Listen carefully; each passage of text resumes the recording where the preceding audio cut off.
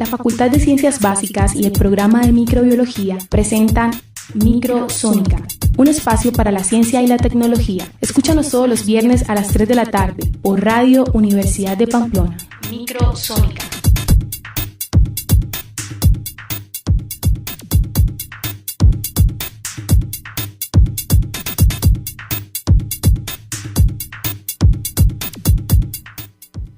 Buenas tardes, queridos oyentes. Espero tengan un buen día y hayan tenido una increíble semana. Arrancamos así desde nuestra querida alma mater, la Universidad de Pamplona, y damos un saludo muy especial a toda nuestra comunidad pamplonesa y por supuesto a nuestra comunidad estudiantil. Y como siempre, pues nos encontramos bajo la dirección de nuestra querida profesora Luz Alba Viracachá, a quien le damos un cordial saludo. Hoy nos acompaña Franklin Niño en el máster y mis compañeros Cristian y Jennifer, y quien les habla, Paola Campiño. Sean todos bienvenidos a nuestra programación. Bueno, hola compañeros y a todos nuestros oyentes, pues ya retomando luego de un largo tiempo, espero que se encuentren muy bien y pues es un placer estar una vez más aquí acompañándolos. El tema a tratar el día de hoy es de un patógeno muy importante que es Helicobacter pylori. Pues esperemos que estén muy atentos y tomen notas y pues los oyentes se preguntarán ¿qué es Helicobacter pylori? Bueno, buenas tardes a todos nuestros queridos oyentes. Pues sí, la pregunta que hacía Cristian. Helicobacter pylori es una bacteria gram negativa con una forma de bacilo helicoidal de una característica morfológica que deriva del nombre Helicobacter, que habita en el epitelio gástrico del ser humano. La infección por Helicobacter pylori puede producir inflamación de la mucosa gástrica que puede progresar llevando a la producción de gastritis, úlcera péptica y linfoma de tejido linfoide asociado a mucosa. Bueno, no obstante, los sujetos infectados pueden no llegar nunca a desarrollar algún tipo de síntoma, pues esta bacteria vive exclusivamente en el estómago humano. Por su forma de espiral, pues puede atornillarse literalmente por sí misma para colonizar el epitelio estomacal, y además de contar con la ureasa que le va a permitir neutralizar su entorno ácido. Básicamente esta bacteria se encuentra aproximadamente en 2/3 de la población mundial. Es posible que se transmita por agua y alimentos contaminados, pero pues los investigadores no dan una certeza de esto. Puede causar, como lo dijo ya Pau, úlceras y además pues uno de los principales causantes del cáncer de estómago. Bueno, sí, queridos oyentes, les compartimos un poco de su historia y pues la bacteria fue llamada inicialmente Campylobacter pylori y después la nombraron Campylobacter pylori. Pues se corrige un poco la gramática latina, y en 1989, después de secuenciar su ADN, se vio que no pertenecía al género Campylobacter y se le reemplazó dentro del género Helicobacter. El nombre pylori viene del latín pylorus, que significa guardabarrera, y hace referencia al píloro, que significa la apertura circular del estómago que conduce al duodeno. Bueno, gracias Jennifer. Bueno, compañeros, entre las primeras evidencias encontramos que en 1875 científicos alemanes descubrieron bacterias espirales en el epitelio del estómago humano. Estas bacterias no podían ser cultivadas y pues por consiguiente este descubrimiento se olvidó en aquel momento. Entonces ya para 1892 el investigador italiano Giulio Visorero describió una serie de bacterias espirales que vivían en el ambiente ácido del estómago de los perros. Bueno, el profesor Walery Jagroski de la Universidad de Cracovia investigó sedimentos de lavados gástricos obtenidos de humanos en 1899. Además de ser una de las bacterias alargadas, también encontró que bacterias con una característica de forma espiral, a las cuales las llamó Vibrio rugula. El investigador fue el primero en sugerir la participación de este microorganismo en enfermedades gástricas. Aunque este trabajo fue incluido en el Manual de Enfermedades Gástricas, no tuvo mucho impacto debido a que estaba escrito en polaco. Esta bacteria fue redescubierta en 1979 por el patólogo australiano Robin Warren, quien en investigaciones posteriores, aproximadamente desde 1981, junto con el científico Warren Marshall, aisló este microorganismo de las mucosas de estómagos tanto de humanos como de otros seres vivos, y fue el primero que consiguió cultivarla. En el trabajo original, pues estos dos científicos, Warren y Marshall, afirmaron que muchas de las úlceras estomacales y las gastritis eran causadas por la colonización del estómago por esta bacteria y no por estrés o comida picante, pues como se sostenía, ahora la hipótesis que se tenía hasta ese entonces. Bueno, compañeros, muy interesantes sus aportes. Ahora compartimos a nuestros oyentes su implicación en la patogénesis. Claro, Jennifer. Bueno, la comunidad médica reconoció muy recientemente el hecho de que esta bacteria fuese la causante tanto de úlceras estomacales como de gastritis, pues ya que se creía que las bacterias no podían sobrevivir por mucho tiempo en el medio ácido del estómago. Entonces la comunidad empezó a cambiar de idea con base en estudios posteriores que reafirmaron esta idea, incluyendo uno en el que Marshall bebió un cultivo de Helicobacter pylori, desarrollando una gastritis y recobrando la bacteria de su propio revestimiento estomacal. Entonces, pues con esto satisfació 3 de los 5 postulados de Koch. Entonces, la gastritis de Marshall se curó gracias a un tratamiento que ellos mismos desarrollaron, pues a base de bismuto con antibióticos. Marshall y Warren posteriormente descubrieron que los antibióticos eran efectivos para el tratamiento de la gastritis. En el 94, los Institutos Nacionales de Salud de Estados Unidos informaron que las úlceras gástricas más comunes eran causadas por Helicobacter pylori y recomendaron el uso de antibióticos siendo incluidos en el régimen de tratamiento. Ya en 2005, Warren y Marshall fueron galardonados con el Premio Nobel de Medicina por sus trabajos acerca de Helicobacter pylori. Pues sí, chicas, antes de comprobarse la implicación del Helicobacter pylori en enfermedades estomacales, estas úlceras del estómago eran tratadas con medicamentos que la función básica era neutralizar o controlar la acidez del estómago. Esto hacía muchas veces que las úlceras con el tiempo resurgieran y reaparecieran después de dejar dicho tratamiento. Bueno, también recordemos que la medicación tradicional frente a la gastritis eran las sales de bismuto. Este tratamiento a menudo era efectivo, pero su efectividad disminuía con un uso prolongado, además de desconocerse el mecanismo de acción de este fármaco. Todavía no está claro si el bismuto puede actuar como antibiótico. Desde 2006 muchas úlceras son tratadas de forma efectiva utilizando antibióticos frente al Helicobacter pylori. Bueno, compañeros, mientras el Helicobacter pylori sigue siendo la bacteria más importante conocida que habita en el estómago humano, pues también algunas especies más del género Helicobacter han sido identificadas ahora en otros mamíferos y en algunas aves. También se ha comprobado que algunas de estas pueden infectar a humanos y también existen especies de Helicobacter que son capaces de infectar el hígado de ciertos mamíferos, causando por tanto diversas enfermedades hepáticas. Bueno, chicos, ya hemos hablado un poco del Helicobacter pylori, de su historia. Ahora hablemos de cómo se contrae el Helicobacter pylori. Entonces, el modo de contagio del Helicobacter pylori aún no es plenamente conocido. Sabemos que la transmisión puede ocurrir de una persona contaminada a una persona sana por medio del contacto con vómitos o heces. En el caso de las heces, generalmente bajo la forma de aguas o alimentos contaminados. Los seres humanos parecen ser el reservorio principal de este microorganismo, pues sin embargo esta bacteria ya fue aislada en otros primates, en ovejas y en gatos domésticos, los cuales sugiere que la transmisión de estos a los seres humanos sí podría ocurrir. Bueno, por otra parte, el agua contaminada principalmente en los países en desarrollo suele ser una fuente de estas bacterias. El Helicobacter pylori logra permanecer viable en el agua por varios días. En los países sin saneamiento básico universal, la mayoría de los niños son infectados antes de los 10 años y la presencia en la población adulta llega a ser mayor de un 80%. En los países desarrollados, como en los Estados Unidos y en Europa, la contaminación en niños es poco común. No obstante, la transmisión en la vida adulta es frecuente, donde más del 50% de la población arriba de la edad de los 60 años se encuentran infectados.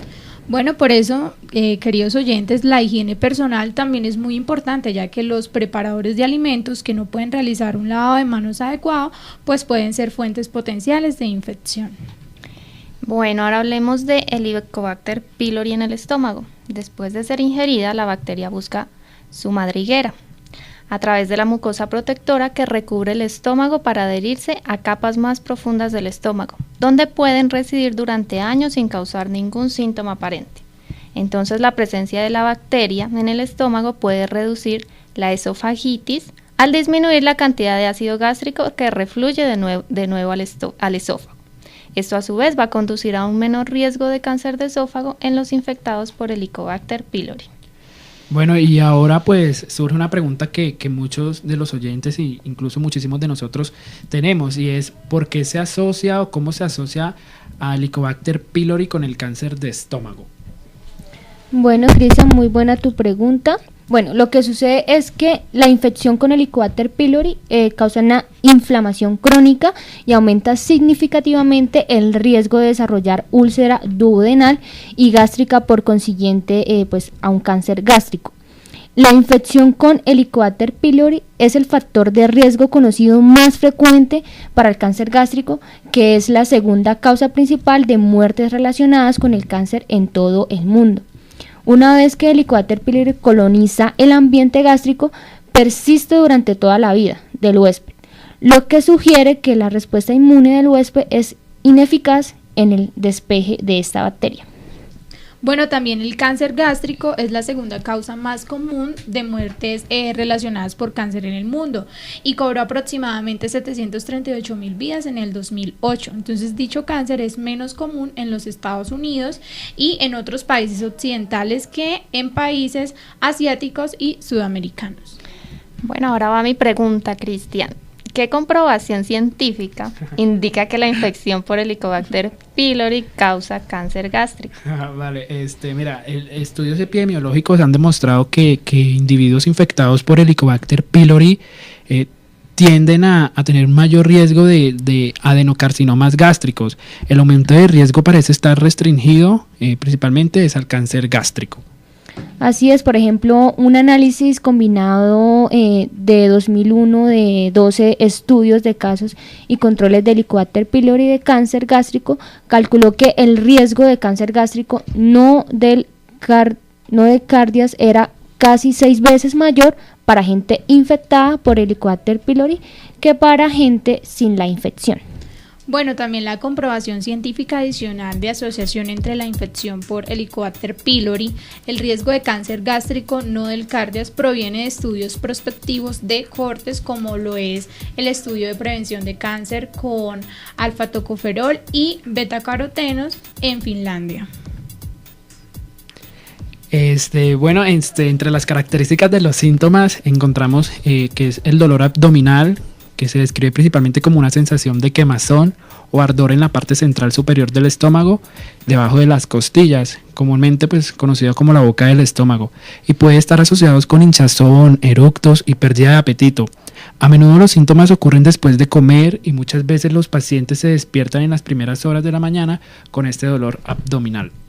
Bueno, otro síntoma, como decía Cristian, es la inflamación, pero si hay suficiente inflamación puede ocurrir el sangrado desde el revestimiento del estómago o de una úlcera, en la zona donde esta patología ha producido el desgaste. Los síntomas de sangrado incluyen vómitos con sangre y excrementos negros.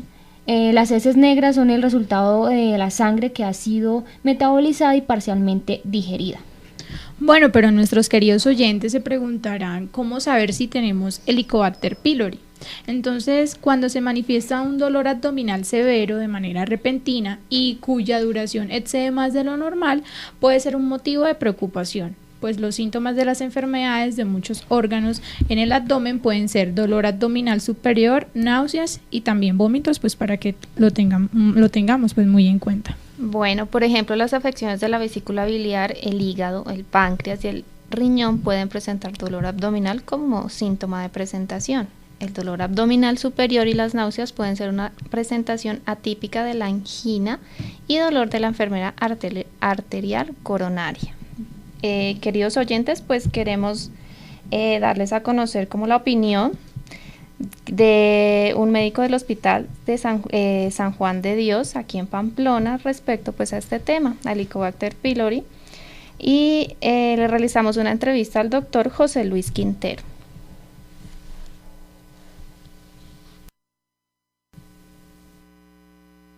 Todos pues los que nos sintonizan por 94.9 en Microsónica. En la tarde de hoy me encuentro con el doctor José Luis Quintero, quien se encuentra en el área de hospitalización del Hospital San Juan de Dios, y pues es nuestro invitado en el día de hoy. Quisiera que compartiera con nosotros acerca del tema del día de hoy, que es el Helicobacter pylori. Muy buenas tardes, doctor. Muy buenas tardes, Cristian. Muy buenas tardes, oyentes de Microsónica. Agradezco por la invitación y espero poder ayudarles en esta tarde con algo de la información que les pueda brindar. Vale, doctor. Bueno, pues el tema del día de hoy pues es relevante y de gran impacto para la sociedad y que pocos pueden llegarlo a conocer. Es el Helicobacter pylori. Entonces quisiera que nos comentaras acerca de esta bacteria, de este microorganismo, y que pues qué relación o cuál es el grave impacto que hay en la sociedad actualmente. Bueno, realmente esto es un germen que tiene en la actualidad un gran impacto.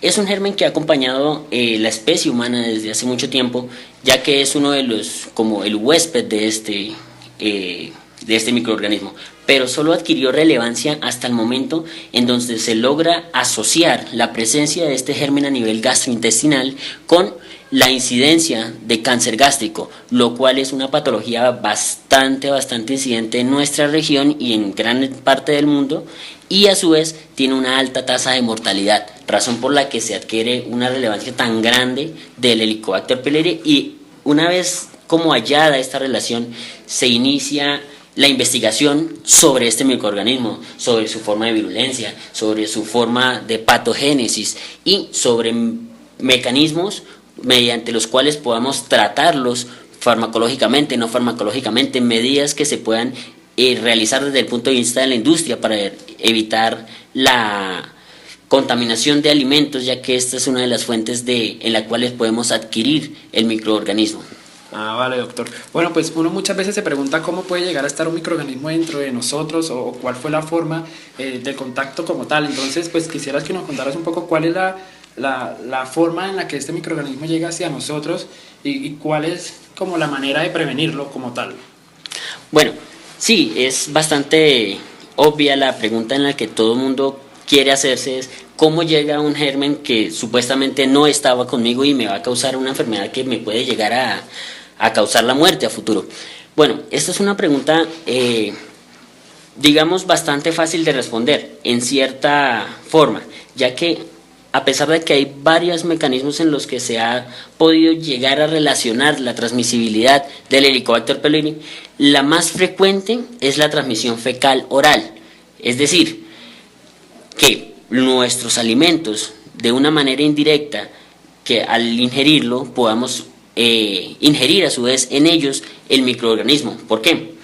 Porque estos alimentos pueden venir contaminados, bien sea desde su sitio de producción, su transporte, almacenamiento, las personas que entran en su manipulación, ya que en alguno de esos puntos parte de la materia fecal de una persona que estuvo en contacto con estos, o de algún ser que estuvo en contacto con este microorganismo y lo elimina a través de su materia fecal, entró en contacto con el alimento y al llegar al consumidor final, este los puede consumir y, siendo de una manera inocente, no sabe que está en ese momento que está alimentándose, está ingiriendo también un microorganismo que puede causarles serios problemas en un periodo futuro.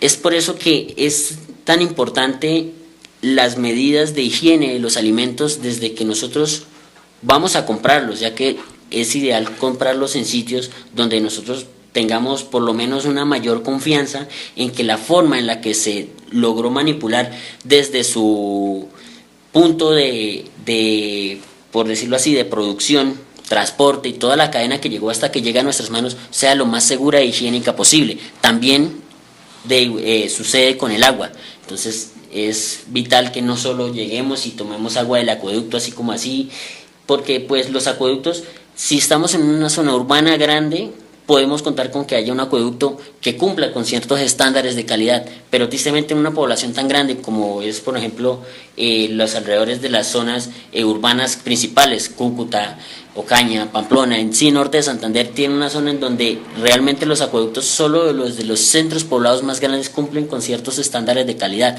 más las veredas y pueblos pequeños tristemente no lo tienen y adquieren el agua de sus alimentos de nacientes, de afluentes naturales y sin ningún proceso de purificación llega hasta las casas y así se ingiere. Esa es como principalmente una de las formas de contaminación. A otra forma sería una muy poco estudiada, que sería oral-oral, que es por lo que, como comentábamos antes de iniciar la serie de preguntas, es que se ha estudiado la forma oral-oral, pero esto solamente se ha estudiado en ciertas poblaciones africanas, donde se ha logrado evidenciar que el Helicobacter pylori tiene como una zona en la región oral, a nivel alveolar, en donde puede hallarse bacterias, y de esa manera se podría decir, o ellos pudieron llegar a la conclusión que a través de intercambio de fluidos orales, como saliva, por ejemplo, a través de un beso, podrían haber llegado a contraerlo, pero son estudios que no tienen realmente un peso para certificar la transmisibilidad de este germen. Vale, sí, doctor. Quisiera que me comentaras un poco acerca de cuál es la relación que hay entre el Helicobacter pylori, entre esta bacteria y el cáncer gástrico, pues en el mundo de la salud. Bueno, realmente es un punto bastante importante y tiene dos formas de verlo, dependiendo de donde lo veamos. Por ejemplo, si lo vemos desde el punto de vista donde sea una población infectada, estamos hablando que alrededor del 2%, entre el 1 y el 2% de las personas infectadas con el Helicobacter pylori llegan a desarrollar cáncer gástrico.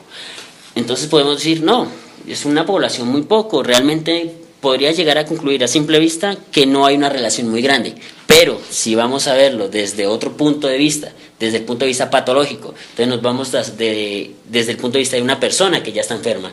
Entonces, alrededor del 50% de las personas que se les diagnostica cáncer gástrico han estado en contacto con el Helicobacter pylori. Vale, doctor. Entonces, pues ya como para culminar, ¿cuáles serían los exámenes y diagnóstico como tal o tratamiento que existen pues para personas que han contraído esta bacteria? Bueno, realmente el diagnóstico es posterior a la sintomatología. Si se presentan pacientes con síntomas gastrointestinales que hagan sospechar en un médico la posible presencia, bien sea de una patología tipo úlcera gástrica o una gastritis crónica que a pesar de un manejo no haya resuelto, entonces se ordenaría ciertos paraclínicos que van determinados a buscar la posibilidad de la presencia de este organismo, de este microorganismo en la cavidad gástrica. El principal y más utilizado sería la endoscopia y los test de ureasa, ya que a través de la biopsia se confirma la presencia del microorganismo y el test de ureasa de una manera indirecta logra confirmar la presencia de una enzima que es la ureasa que transforma un componente como es la urea marcada con carbono 3 o 14 convirtiéndolo en amoníaco y en dióxido de carbono que posteriormente la persona exhala y se detecta este carbono marcado en la exhalación de la persona. Entonces de una manera indirecta se detecta la presencia de ureasa en la cavidad gástrica y posteriormente con una endoscopia se observa la lesión, se toma una biopsia y se confirma a través de microscopía la presencia del organismo. Vale, doctor. Bueno, doctor, muchísimas gracias por compartir este poquito tiempo con nosotros aquí en Microsónica y pues fue un gusto para nosotros primero hacerle la invitación y segundo que pues obviamente haya aclarado muchísimas dudas tanto para nosotros como para muchas personas de la sociedad que poco conocen del Helicobacter pylori. Vale, muchísimas gracias a ustedes por la invitación, espero haberles podido dar un aporte a su programa.